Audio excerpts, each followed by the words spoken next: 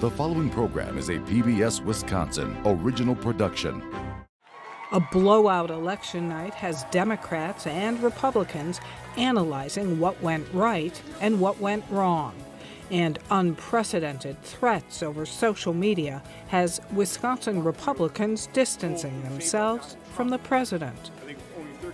I'm Frederica Freiberg. Tonight on Here and Now, Congressman Mark Pocan joins to stake his position on the war in Iran and requests to increase military spending. A wrap of the spring election and how Democrats in the crowded field for governor are setting their sights on the primaries.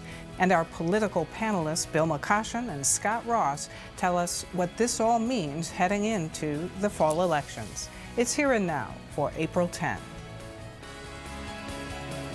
Funding for Here and Now is provided by the Focus Fund for Journalism and Friends of PBS Wisconsin.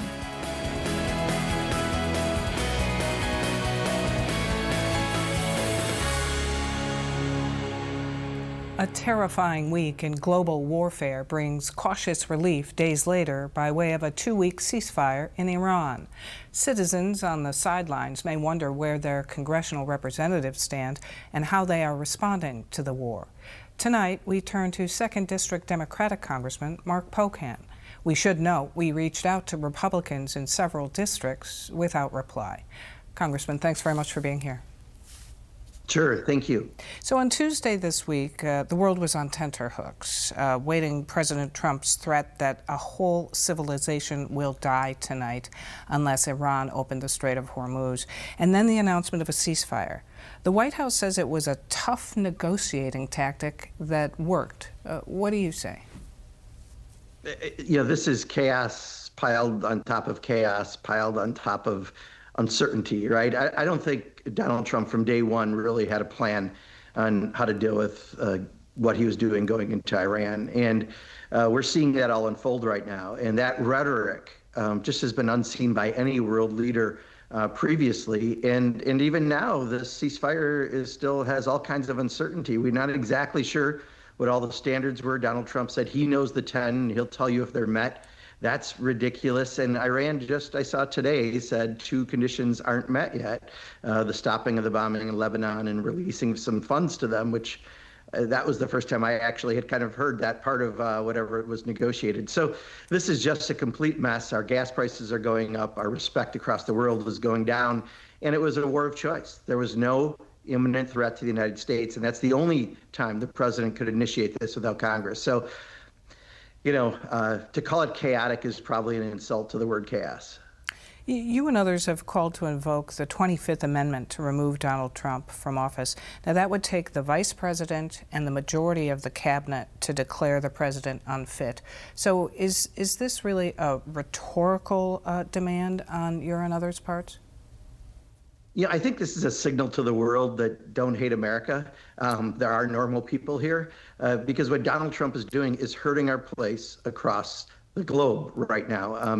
Some of our best trading partners in Japan and South Korea rely on like 70% of their energy coming through the Straits of Hormuz. The fact that now they're paying the price of Donald Trump's bad decision, the fact that our best allies were not informed going into this, so now they're not participating, which I totally understand, but Donald Trump doesn't. We have to express that as a nation, we understand this is a bad decision. What he did in a couple of those social media posts this week were beyond a bad decision. And I seriously, and many others, question whether or not he's able to do this job. But we want others to understand that many of us do question his capability. Wisconsin polling shows that 61% of voters oppose this war, many of them probably in your district. But what levers of power do you and others in Congress have over this? Will Dems continue to push for a war powers resolution? Yeah, we'll push for a war powers resolution next week when we're back in Washington. And I'll tell you, this is one where, we need some of the Republicans from Wisconsin and across the country to reach around their backs and feel if they have a bone down the middle called a spine, because it's necessary for Congress to stand up and stop Donald Trump from this chaotic behavior. It is up to Congress to initiate war. That's according to the Constitution. And I've heard a few Republicans say they're waiting 90 days and all this other stuff. The Constitution doesn't say that. The Constitution gives the power to Congress on this. So we have to act and take the responsible role in this. And if we don't, then unfortunately we continue to pay higher prices at the gas pumps. We continue to hurt ourselves with other countries across the world. So there's a lot riding on this, and we need Wisconsin Republicans and others in Congress to stand up and grow a spine.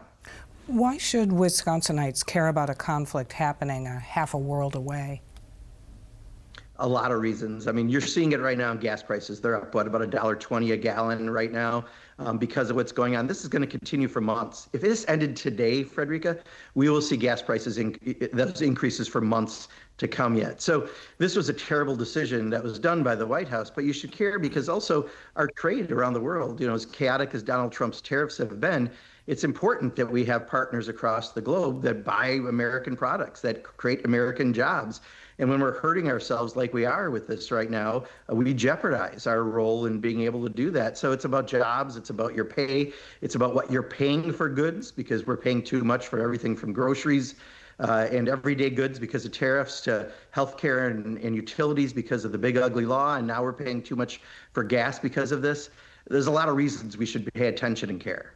As to rising inflation, I see that consumer sentiment just ranked at the lowest on record in the U.S. And meanwhile, Trump's budget calls for $1.5 trillion in defense spending. This would not be, I trust, a priority of yours. No, in fact, I think what the president said is we don't have money for things like child care because he wants to put it into the Pentagon's budget, essentially, because he's wasting so many weapons right now while he's doing this war of choice in Iran. And, I think if you talk to the average person, certainly the average employer, child care is far more important than what he's doing right now. So the fact that he doesn't understand, let's face it, he's the Epstein class, right? He's a really, really rich guy who is out of touch with what it is to actually live paycheck to paycheck, to pay a mortgage, to make sure you have health care for your family. Can you budget for a vacation? This guy hangs out at Mar-a-Lago and has roaring 20s style parties. That person doesn't understand what Americans are going through, and we see it because we're paying for the increase in prices. So, November, people can see a change. They can change out some of the faces in the House and the Senate, and then we can finally have the ability to stand up and do proper oversight. But right now, it's tough times, and we get the calls in the office, and people are certainly nervous. How do you think the war in Iran informs voters coming into the midterms? Well, I think it just shows another bad decision, right? The tariffs are a bad decision. We know that, and we're all paying more for groceries and everyday goods. That big ugly law where they gave a giant tax break to Elon Musk and people who belong to Mar-a-Lago, that took away health care from people and more in November, by the way. All the Medicaid cuts take place at that point. So 15 million people lose health care, and we're all paying more for it. Plus, it made utility rates go up. And now we're paying more for gas because of the war. So you look at all of this, and I think people are just kind of exhausted from the winning that Donald Trump keeps telling us. I think, most of us have a different definition of winning. It's being able to, have that little luxury of a snowmobile or a boat or whatever it might be. But it's not just paying more for goods so that rich people get tax breaks. Speaking of elections, what's your reaction to Liberal Supreme Court candidate Chris Taylor's 20-point victory this week? Well, she was an extraordinarily good candidate. I think they fielded an extraordinarily poor candidate by Supreme Court standards. But people also are very frustrated with what's happening nationally. And I think you saw that translate. I mean, you saw mayors flip from conservative to more progressive across parts of the state that aren't exactly blue, maybe not even purple. But people are just frustrated with what's going on. So I think you saw a lot of that. But, Chris Taylor is going to be a great Supreme Court justice. She's very smart, very savvy. I've worked with her since my time in the state legislature. She's going to help that court. We need that court to probably get a kick in the butt, maybe to get a few more things done. And I think she may just be that catalyst. We leave it there. Congressman Mark Pocan, thanks very much. Sure. Thank you so much. Wisconsin's spring election saw a blowout win for Liberal Supreme Court candidate Chris Taylor, defeating conservative Maria Lazar by 20 points. As Here and Now senior political reporter Zach Schultz tells us, it was an early night.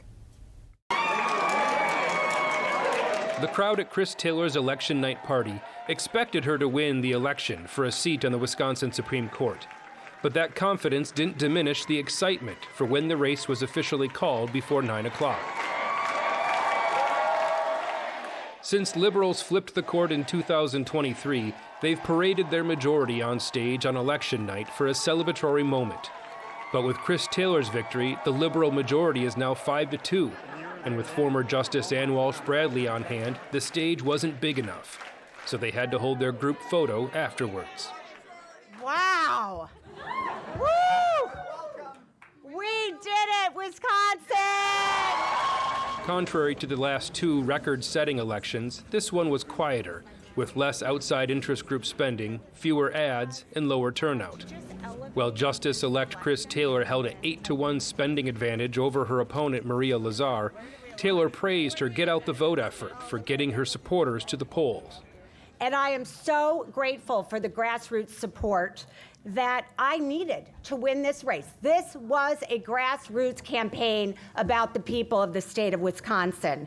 And tonight, the people of Wisconsin spoke. And what you said is clear. We are moving forward. I have spoken with Chris Taylor, and I have conceded, and that's okay. At her event, Lazar was gracious in defeat, hugging supporters and consoling those who thought she could pull off the upset. But the parties weren't even over before thoughts turned to the Wisconsin Supreme Court election next April. Incumbent conservative Justice Annette Ziegler has already announced she won't run again. And with conservatives having lost 5 out of 6 races, there's a real question of what it will take for conservative candidates and their Republican supporters to be competitive in the spring. This race was run in a way that we were always behind catching up. That's not how races are going to go from now on. I want people in this state to demand better from your candidates. On the liberal side, potential candidates for next spring need to decide soon if they're running, in order to start building up the fundraising network that has been central to their winning streak. Judge Pedro Colon was at Taylor's party and has talked about running in the past. And as I said, every race is unique, so I have to uniquely think about a race for the Supreme Court, but tonight is a great victory for the state of Wisconsin. With their new 5-2 majority, liberals will control the court until at least 2030. Reporting from Madison, I'm Zach Schultz for Here and Now. Now that the Supreme Court election is over, attention shifts to the next election. Tom Tiffany, the only prominent Republican running for governor, responded to Tuesday's outsized win for liberal Justice-elect Chris Taylor. We got our butts kicked last night, right? There's no doubt about it, and we should acknowledge that. But the election that's coming up this fall in November is a new election. And you guys know as well as anyone, every election is unique. And I have built a campaign. Money, manpower, and messaging. We're going to compete on all fronts. Before a challenger takes on Tiffany in November, 7 Democrats are running to win the nomination in the August primary. The first 2 Marquette polls have shown a wide-open race, with 65% of all Democratic voters saying they haven't made up their minds. Reporter Zach Schultz has been on the campaign trail and tells us how the Democrats are handling this crowded primary. Sarah Rodriguez, Lieutenant Governor. Pick a city across the state. What's up, man? Hey, how you doing? Good, and you? And on any given weekend, How are you? there's a good chance First off, I'm Missy Hughes. you'll find one of the Democrats running for governor, shaking hands and introducing themselves. My name is Kelda Royce, and I'm running for governor. These candidates launched their campaigns last year, but the polling shows the race has just started, with most candidates polling in the low single digits. Well, you know, we're about 5 to 6 months into this race and still have a long runway ahead of us. The bottom line for the statewide poll, very credible, is that almost nobody has made up their mind about this, and it's a wide open race. This is the first time I've run for office, so I'm excited to learn what Wisconsinites are really thinking about, what they're concerned about with the future. No poll before people have actually started paying for communications is going to tell you anything reliable about the electorate. What I say to them is really look at who can win in November, who has the most experience, who's been able to win in difficult races. Only Mandela Barnes and Francesca Hong are polling above 10%. Poll numbers are poll numbers. It doesn't change our program. We're showing up all across Wisconsin. We're talking to people. I mean, there was a poll that came out 2 days before, showed me within a lead with 8 8 points above the next person. So polls are always scattered all over the place. Hong, in particular, is taking a different approach to the campaign. We met her in La Crosse, where her event doubled as a benefit for Driftless Mutual Aid, and she skipped the speech and just helped the other volunteers. We are an organizing and community-powered campaign. So events like this, community actions with support for mutual aid efforts, this is what I hope more politicians will start doing. With 2/3 of all Democrats undecided, each voter the candidate convinces now has a chance to influence an even larger audience. I'm seeing a ton of engagement around the state. When I go to Brown County or Marinette, folks are showing up for meetings. They want to understand where the candidates are, who the candidates are. That makes these small meet and greets that much more important. Clearly, this is an engaged electorate, people who want to make sure that we are doing the right level of organizing to be ready for this fall. I mean, you absolutely have your political junkies who are tuning in and asking a lot of questions, but we also know there's a lot happening in the world. With the Supreme Court election over, it's a 4-month sprint to the August primary. Feeling incredible. A few months in, actually. Incredible response all across the state. We've been traveling nonstop. The response has been incredible. We see the momentum continue to grow. We see support increase all across Wisconsin. I'm feeling really good about the race. I'm feeling really good about what my team is doing. We are going all across the state, all 72 counties, talking to everybody, because I firmly believe you can't lead if you don't listen. I feel great. I feel like I'm getting a huge amount of momentum as I travel across the state. And it's really a joy to campaign when people are feeling like we're on the cusp of something different in Wisconsin. Reporting from Madison, I'm Zach Schultz for Here and Now. Governor Tony Evers Thursday signed a bipartisan bill into law that makes online sports betting legal in Wisconsin when those bets are made through servers located on tribal lands. Evers said the new law means a broader collection of tribal nations in Wisconsin could reap the benefits of increased gaming revenues. The measure saw opposition from major operators like DraftKings and FanDuel. The 11 tribes will now negotiate new gaming compacts with the state to develop a model for sports betting. In other news, the UW Board of Regents fired President Jay Rothman this week to terminate the UW system president. And he is not going quietly. The board voted unanimously to remove Rothman, who says he was blindsided by the decision with no reasons given. In response, the State Senate Committee on Universities and Technical Colleges took public testimony from regents to speak to Rothman's termination. But the president of the region said personnel rules require confidentiality, and they would detail their termination decision if Rothman would waive that confidentiality. President Rothman knows exactly what he is doing. He is a sophisticated professional who understands that personnel matters are confidential. And yet President Rothman, who understands all of this, has chosen to use that constraint as a shield, making public statements he knows I cannot rebut, and framing a narrative he knows I cannot correct. That is deliberately one-sided. That is not a search for truth. That is strategy. For his part, Governor Tony Evers said, quote, "Many see the ongoing threats to fire UW regents as Republicans attempt to leverage and flex their political power while they still have it." Governor Evers making a comment there on political fortunes going forward. What will those fortunes look like in the midterm elections? We welcome our political panelists, Republican Bill McCoshen and Democrat Scott Ross. And hello. How are you? Pretty good. So, Bill, Tom Tiffany said Republicans got their butts kicked Tuesday night. How, in your view, did that happen? Well, he's right about that. If you're going to win statewide, you need three things. You need money, organization, and message. Mom, we had no money. We didn't look like we had any organization, and I'm not sure what the message was. So I think we failed on all three of those points. And ultimately, it wasn't the worst Supreme Court election in state history, but it was pretty close. And, you know, when Maria Lazar is losing her home county of Waukesha by 43,600, she got 43,600 fewer votes than Brad Schimmel did in her own county. That's a rough night. Scott, was it about the money advantage for Chris Taylor? No, because we've seen advantages before where, I mean, I've been part of ones where the Republicans had all the money and the liberal candidate didn't have any, and the most I saw was I think 7 points back in 2013. But the fact is that this is a combination of a couple things. First and foremost, that the Republican brand is broken. The Donald Trump Republican Party has taken us to war, it's taken us into the poorhouse, and it keeps doubling down. And I would point out that, in the same interview where Tom Tiffany said they got their butts kicked, he also endorsed, Trump's, announced intention to commit war crimes and every economic policy that he has pushed forward, including trying to overturn the results of the 2020 election.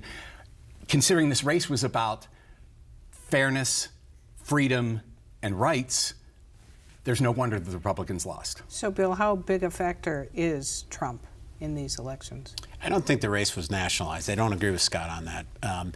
It may have had something to do with some people staying home. I mean, the truth is they didn't know Marie Lazar. She raised less than $1 million, which is far less than Brad Schimmel. I mean, a year ago, we had the most expensive Supreme Court race in history, $115 million.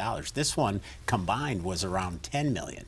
So people didn't know who she was. So I'm not sure that Trump was a huge factor in this race. But the truth is, congrats, first of all, to Justice-elect Chris Taylor, but she won 7 out of 8 congressional districts, including Tom Tiffany's. And they went up 71 of the 72 counties had a higher performance than in 2025 images. So how does this travel into November? Well, I think that the trend is irreversible in terms of the Republican performance in Trump's brand. And I would just, I just have to disagree, because if you look at past elections, like for instance in 2016, where Rebecca Bradley, she won by 94,500 votes. When there were 97,000 more Republicans who voted in the presidential primary that year, that's not even close to 20%. It's not even close to double digits in terms of the difference between the two. Republicans have in the Trump era lost races where tons of money, the most money ever spent. They've lost when not a lot of money is spent. They've lost by double digits each time that we've had these things. It's just, again, the brand is broken. They are doubling down. The cult will continue. Tom Tiffany, Derek Van Orton, and whoever Republicans can finally try and get to be leader of the Senate and Assembly Republicans, come November, it's just a disaster. But again, Democrats have to do the work in order to get there. Not a great correlation between spring elections and fall elections in the state of Wisconsin. If you look at 2023, Janet Protasewicz won a Supreme Court seat by 10 points. 2024, Donald Trump wins Wisconsin with the most votes of any statewide candidate in history. So it's not a perfect correlation, but I would say it's a warning sign for Republicans, and they ought to take it that way. So, Bill, what about the war in Iran and its repercussions at home? I think it's having an impact in this respect. Gas prices are up, whether it's $1.50, and people feel that. So the fundamental question that every voter has to answer when they go into the voting booth is, what's in it for me if I vote for X or Y? And right now, that's not great for Republicans. For Republicans to have a shot this fall, gas needs to be at or below $3 a gallon. And if it's not, it's going to be a tough cycle. Yeah, 33% gas prices have gone up since Trump's war of choice in Iran. So if that somehow gets resolved and those gas prices come down and inflation comes down, does it kind of revert to a regular cycle then? No, because people are still losing their health care. They're still seeing ICE, the Gestapo in our streets, killing Americans who do nothing more than protest. Like, those things aren't going to stop. And the cult of Trump within the Republican Party, of elected officials, specifically Derek Van Orton and Tom Tiffany, who both, as Bill correctly pointed out, lost the congressional district. I mean, Derek Van Orton lost his district, or Chris Taylor won Derek Van Orton's district by 22 points. Eau Claire and La Crosse were nearly 40%. It could revert to a normal cycle. Before the war broke out in the Middle East, the generic ballot was a couple points favorable towards Democrats. That's something that Republicans can and compete in and win in. Now it's 5 or 6, and in some polls it's 8 points. That's a much tougher environment for Republicans. So, Scott, what about for Democrats in their splintered primary for governor with so many candidates? I mean, that just means there's more coverage of what Democrats are talking about, because they're not attacking each other, not going after each other. It's the same thing from 2018. I mean, there were hardly any even contrast leveled in the 2018 primary for Democrats. And what ended up happening? Tony Evers upset Scott Walker, who was trying to win a third term and didn't. I think that on top of not just that ballot, but to your question, not just talking about the Democrats in the primary, but what that's going to do for the down ballot, the state Senate and state assembly. I mean, we saw things like, as some of the targets, the best target the Republicans have in the state Senate, Jeff Smith, Chris Taylor won his district by 30 points. That's all. I mean, there's new meat on the table as a result of Tuesday night. Not surprising, but a different take. There's 123 days until the primary. If they do not define one another, Francesca Hong will be the Democratic nominee. What's the money race going to look like? It's going to be very different this fall. Maria Lazar got no outside help, including from ally groups like the Federalist Society and WMC, who have always spent seven figures in Supreme Court races. This fall, the money will be there for Tom Tiffany. And what about the money on the Democratic side? Golly, yes, I think that the money is going to be there for Democrats because they have been an incredible fundraising machine for the last, since Wickler. Thankfully, Wickler's gone. So, but Devin's doing a good job of raising the money too. Again, Democrats need to do in order to win these races. It's not about outraising the Republicans. It is about a consistent, relentless assault on what Republicans stand for and how they are hurting the people of Wisconsin. 207 days to go. It's time to get the war over and get back to domestic affairs. Okay. Bill McCoshen, Scott Ross, thanks very much. Thank you. For more on this and other issues facing Wisconsin, visit our website at pbswisconsin.org and then click on the News tab. That's our program for tonight. I'm Frederica Freiberg. Have a good weekend.